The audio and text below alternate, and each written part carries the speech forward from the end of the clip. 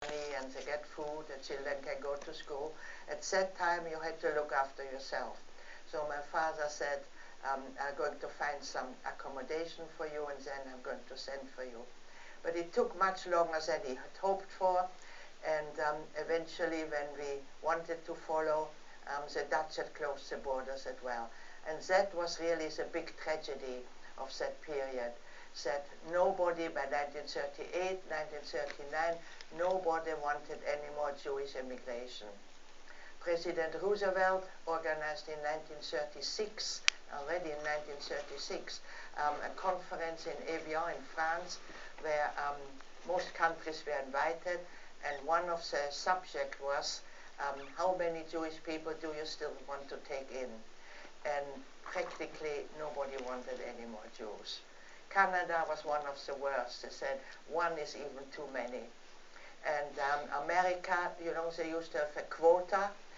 From every country, so many people can come every year, and instead of increasing that quota, they diminished it. So there were only a few thousand people were able to get out of Europe at the time. So we left behind most of our relatives, but some of our relatives were actually very, very lucky. My grandparents were just before the outbreak of the war in 1939, were just able to get still to England. But we heard that we could go illegally, that's again something we know nowadays, illegally over the border into Belgium. So we did that, and once you were there, you could stay. The Belgium were not at all happy with Jewish refugees. They just tolerated us in some ways. And it was again very difficult for me to learn a language, and I was kind of ignored. I became very shy, I lost all my confidence, and was really a very miserable time. In the meantime, Hitler went into Czechoslovakia and in Poland, and in 1939, at last England and France declared war, and the Second World War started. But there was really no war because there was no common borders. I was fighting in Poland, but that was all. And my father tried desperately to get a visa for us to come to Holland. He said in a war, suddenly the borders will be closed and we won't be able to see each other anymore. So eventually in February 1940, so quite late already, he got a visa for us to visit him for 3 months. So we came to Amsterdam and we moved on to a big square where some German refugee had moved, and you lived in small apartments, and there was of course no garden for children to play. So after school, all the children came out to play on that square, and one day a little girl came to me and introduced herself, and her name was Anne Frank. Well, I'm sure you've all heard this name, because she has become the most well-known victim of the Holocaust. So at that time we were both 11 years old, and we became friends. Not best friends, because I was a shy girl and very interested in sports, playing games with the boys, and Anne was already a sophisticated little lady. She was interested in clothes, in her hairstyles, in film stars, and as well in boys. When I told her I had an older brother, her eyes grew very, very big, and she said, when are you inviting me to come to your apartment? So my brother was 16 years old. He was a wonderful musician. He had a great talent. Already when he was 4 years old, he could play music, piano, and in that apartment we had again a piano, and he could compose. He could play Gershwin's Rhapsody in Blue, which is a very difficult piece of music, just out of his head. And many, many boys came in, friends, so we settled down actually very well. The Dutch were openly not at all anti-Semitic. They had always taken in Dutch people in the Spanish Inquisition. Many, many Portuguese Jews were living in the Netherlands and had done very well for themselves. And so life started to be good again. But unfortunately, it didn't last long. In May, so after 3 months, we nearly had to go back to Brussels. we heard in the night guns and aeroplanes, and we put on the radio, and the news said, terrible news, the Germans are trying to invade our country, but don't worry, we are going to fight back. Well, little did this little country know the might of the Germans. And you know, in the First World War, Holland was not in the war, it was neutral, because they flooded the country and the Germans just bypassed it. But this time, of course, the war had changed drastically. Like now again, the war has changed so differently with the drones, where you don't even have to have pilots in the planes. At the time, they had planes with the parachutists landed behind the water lines. And as well, that was the very first time that in this war, that a civilian city had been bombed, Rotterdam, with 3,000 casualties. And after 5 days fight, the Germans gave up. So we still tried to escape to the harbor in a boat to England, but it was too late. So we went back again and said, well, we'll have to see what will happen now. It wasn't so bad at first. You know, the Germans wanted to appease the Dutch population. They were occupied, of course, and they wanted to pretend nothing is going to happen. But very slowly they started to take the measures against the Jewish population. And so first it was, we couldn't live with it. For instance, we had to hand in, we were not allowed on public transport. Well, we all had bicycles, and Amsterdam is not such a big city, so that didn't matter. And then as well, we were not allowed early out in the morning or at 8 o'clock in the evening. Well, we made it very cozy at home. We played games, we had discussions. My father taught us bridge. I think I was one of the best young bridge players at the time. I had quite a talent for that. And so, you know, it wasn't too bad. But then it became more and more difficult and more dangerous. Eventually we had to leave our schools, go to Jewish schools. By itself is not bad. There are plenty of Jewish schools here. People choose to go to Jewish schools. But what happened, the Germans knew there were a lot of young Jewish kids there. They came with trucks and told the children, downstairs, go on the truck. And the parents waited in the evening for the children to come home. They never turned up. Parents went to the police, tried to find out what had happened. There was no way, nobody gave away, nobody knew anything. Only after the war did we learn they were sent to Mauthausen, a horrific Austrian death camp with cliffs where they were just thrown down. But luckily we didn't know this at the time. And then we had to wear the Jewish star. I'm sure you have seen copies of that. This size on your outside garment, which means already that if you walk in the street, if a German doesn't like you, he could just take you away and arrest you.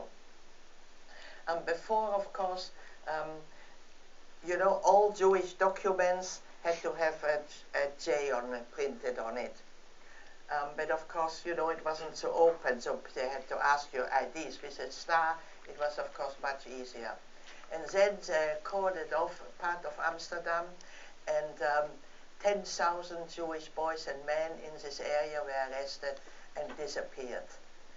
Again, you know, we didn't know where they were, what has happened to them. And again, after the war, we heard they were murdered in Mauthausen.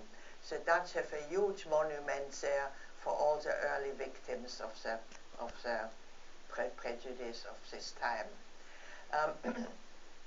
So we lived in fear, especially as a young people. And then in 1942, in the summer, 10,000 young people got a call-up notice to go and work in Germany, in the factory. Well, many Dutch, especially Dutch parents said, well, they're strong, Germans need people to work in their factories, and they sent their young people. But they never ever heard from them, because they never went to Germany again, they were just murdered. But that was the time when many, especially continental parents, decided they wouldn't send their children, but we would go into hiding. So this is what my father, Heinz, had this call-up notice. He was just 16 years old, and Anne's older sister Margot. Well, I'm sure you know the story of Anne and the diary. There were 8 people in Otto Frank's office. The people in the office, 4 helpers were there who looked after them. They never went out, and they were there in hiding for 2 years till they were betrayed. In our case, we didn't have an office like that, so we had, and that is very, very important, we had to depend on Dutch people, non-Jewish people. Usually they did belong to the resistance, because in all the occupied countries, after some months of occupation, there was forming a resistance group, people who sabotaged the occupation. They did all kinds of things. Of course, bad things. The worst thing was they shot particularly bad Nazis. They blew up trains. They printed ration cards. And as well, they opened their homes to help Jewish people. And this is what happened to us. We went to strange people who we had never seen, and they let us stay with them and looked after us, fed us, and tried to keep us safe. But the houses in Amsterdam, it's not houses, it's apartments, are usually quite small, so nobody wanted to take in a whole family. So we had to split up. So I went with my mother, and my father and brother went to different hiding places. The Germans knew about 5,000 people hadn't turned up, and they really wanted to catch every Jew. So they made house searches. So we had in every place where we stayed, because we moved around quite a bit, the people from the resistance came and built a hiding place within the hiding place. They made a false partition somewhere in a small room so that you wouldn't think there is more behind, with trapdoors, so we had to go quickly in there. Or sometimes there was space under the floorboards, all kinds of different places. And at night, indeed, very, very often, we quickly had to go in and hope they wouldn't find us. There was a rumor going around that in one house, it was always at night, they felt the beds, they were still warm, so they demolished the whole apartment till they found the people. And if people hear this story, you know, they said, well, you know, I can't take the tension any longer, you have to look for different hiding places. So we moved around perhaps 6, 7 times. After 2 years in hiding, my father and brother were in the country, and my mother got a phone call, and my father said, please, please find us a new hiding place, because the woman where we are staying is blackmailing us for more money. And after 2 years in hiding, we didn't have much money left. And so my father said, if we run out of money, she's going to throw us out anyway. But after 2 years in hiding in 1944, it was already very difficult to find new hiding places. So it took quite a while, and then eventually a Dutch nurse came forward and said she knows a safe house. And it turned out that she was really a double agent. She really worked for the Nazis, but pretended she worked for the resistance. And that's how all 4, I won't go into details how it happened, but anyway, all 4 of us were betrayed. But to tell you what kind of people those were who betrayed other people they didn't even know. Her boyfriend was working for the resistance, and he came to her always and said, I need a hiding place for so-and-so. And she always had one, because she always took them to the same house where people were betrayed and arrested. And he became a little bit suspicious, because he wanted sometimes to meet the people, to give them something from a relative, and she always said, no, no, you can't see them. And so she betrayed him herself, her own boyfriend, and he was shot. So this kind of people, they had no scruples whatsoever. At that time, you got 5 guilders per head you betrayed, which was quite a bit of money. But still, you don't betray a life for money is something horrendous. So anyway, we were, as I say, on my 15th birthday, we were taken away and took us to the headquarters, and they wanted to know from me, because I was the youngest, who had helped us those 2 years. So they beat me up really badly. They threatened they would kill my brother if I don't talk. But, you know, I knew the people, but I didn't know their real name or their, you know, luckily I couldn't betray anybody. So then we were taken to a prison and the next day put on transport to a holding camp, and we were called Westerbork, and within 3 days we were already put on a list to be transported eastward. Well, we knew what was going on, because the BBC sent broadcast out to all the occupied countries in their own languages, and I remember very, very clearly you were not allowed to listen to foreign broadcasts, but people did, of course. You needed the encouragement, how the war was really going. The Germans only told about what happened, you know, not true stories, but they were always winning, even in 44. But of course in 44, Stalingrad had felt the Russians were already advancing, Africa was already freed, and so we knew all this. But as well, we knew about Auschwitz. And they always told us there are 300 concentration camps and death camps in Germany and Poland where Jewish people were systematically being gassed. Now, just interrupt this, telling you something medical. The gassing was something which they had been experimenting with in the early days in Germany already. You know, Hitler wanted to create the perfect race, no mentally or disabled people. And so parents with disabled children had to hand in the children under the motto the government can look after them better, they can put them in institutions where there will be lots of doctors, they will be looked after much better, and then the mother can go to work as well, help the war effort. And but of course they were not put and treated in sanatorium. But you know, exhaust gases are poisonous. And the first experiment was to put those unfortunate children into buses and trucks, and they put the exhaust pipes into it, and let the car run, and taped the windows down and so on. And those kids were suffocated through the poisonous exhaust gas. That was the first experiment with gas. It was quick, they didn't need many people for it. The interesting thing was, it was quite openly done. Many, many people knew. Of course, the parents were not told. But the church, the Pope knew about it, and the church objected to that. And officially they stopped, but it still went on for many, many years. So, and that must have given them an idea that it's a quick and easy way to kill a mass murdering many, many thousands of people in a cheap and relatively quick time. And Auschwitz was one of the biggest.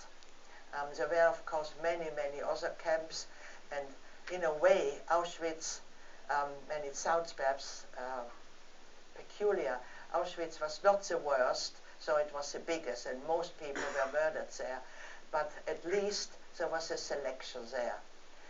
There were many, many campsites like Treblinka near Poland, where there was a beautiful station with flower pots, and there was a corridor as well with flower pots, and people came out of the train and they just walked through this long corridor straight in the gas chamber. There were no selections. Everybody arriving at Treblinka was just murdered. I found actually there's a book came out a few years ago of all the Dutch children who were deported from the Netherlands and who didn't survive, and with every transport, with the year when it went, and with every name of every child. And I found many, many of my friends' names who had just disappeared. I didn't know what had happened to them. And they were very often taken to Treblinka. So, so we were put on transport in a cattle truck. You might have seen pictures of that. Very, very airless, just a tiny slit. About 80, 90 people were pushed in it. There were just 2 buckets, one for water, one for toilet facilities. once a day the doors were open and bread was thrown in like you feed wild animals. In the train, I had the last conversation with my brother. I told you he was a wonderful musician, but of course in hiding he was cooped up in a tiny little room and he couldn't make any music, so he started to paint. And he created some really beautiful, amazing paintings. And he told me before they escaped in this house where the woman was blackmailing them, he hid the painting under the floorboard with a note on it. It belongs to Heinz Geringer, and after the war he's coming to pick it up again. And he said, you'll be amazed when you see what he has created. And as well, he wrote many, many poems, and as well, he hid them as well there. So after a terrible, terrible train journey, we arrived, and it was a beautiful May day, and we heard screaming and dogs and barking, and the doors were thrown open, and jump down, and we looked around and we saw the big platform, Auschwitz, Auschwitz, and we knew what that meant. So at that time, we really thought within a few hours end of our life would be. Can you imagine? I just had turned 15, my brother was 16, my mother 40, my father 45. There were many babies, many little kids, all kinds of people. I think our transport had about 1,200 people. We stood there shaking, afraid. The next command shouting, men and women to different sides. That was again a horrid scene. Fathers embraced daughters, sons and mothers, husband and wife didn't want to let go, but the Nazis stood there with the dogs and guns pointing at them, so eventually we let go. My father kissed me goodbye and said, so as I say, he was not a religious man, he said, God will protect you. And remember that were the last words. And then the men marched away, and we didn't know what was happening to them. The next thing, a man appeared, meticulously dressed in a uniform with very polished boots, white gloves, a little stick in his head like a conductor. It turned out to be Dr. Mengele. I'm sure you've heard of him. He was a proper medical doctor, trained to help people, to cure people, but he wasn't there for this purpose. He was there to decide who was going to live and who was going to die. Can you imagine a man deciding, looking in the eye of a little child, that sending them to the wrong side to be gassed? And this is what he did. We lost about half our transport who went to the wrong side. But I must admit, we didn't want to believe that this is what happened to those people we were separated from. But again, there were terrible scenes. Mother carrying a baby had to give it to an older woman who took the baby then to the other side. Eventually, we were marched into a barrack, and the next command, Andres completely naked, and the Nazis were walking around laughing at our embarrassment, and we were all tattooed, and we were told, you are not human being, you're like cattle who is stamped with a number. Then all our hair was shaved, and while this was going on, they told us, the family you've been separated from, they were told they were going to have a shower, and they were quite happy about that, and they walked in there in a barrack with pipes on top and waited. Nothing happened, and they looked up, asked each other, any water coming? Nothing happened. They started to feel dizzy and faint, they couldn't breathe properly, and within 10-12 minutes everybody had fallen to the floor because this poisonous cyclone B gas was entering through the pipes. And the Germans had little peepholes, and when everybody was not moving anymore on the floor. They opened the door, and also inmates had to take out the dead bodies. And they told us that. Can you imagine how people felt who had just been separated from their child? So people again started to cry and to scream. It was really horrible.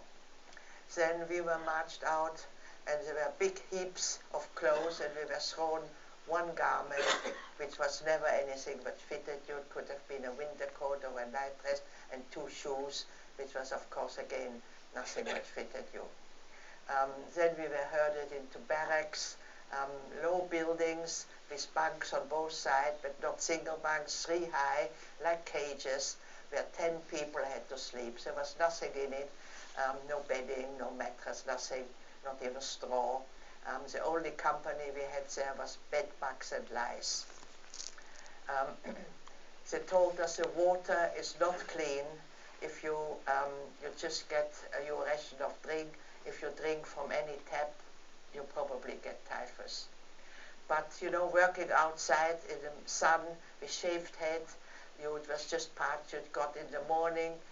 The food, and this is perhaps interesting as well, how can people survive more than a few weeks? We got in the morning a cup of liquid, in the evening a quite biggish chunk of bread, and that was it. Well, how can you live on that? Working the whole day. But somehow, people were able to live, you know, many, many months, which is really amazing. If you think what we consume now, you know, it's, anyway, I did drink a little bit of water, you know, I was just so thirsty, and I thought, well, a little bit of water can't harm me. But I did get an attack of typhus. Now, people told us, though there was, of course, a hospital where Mengele did his experiments on women. He operated without anesthetic, of course.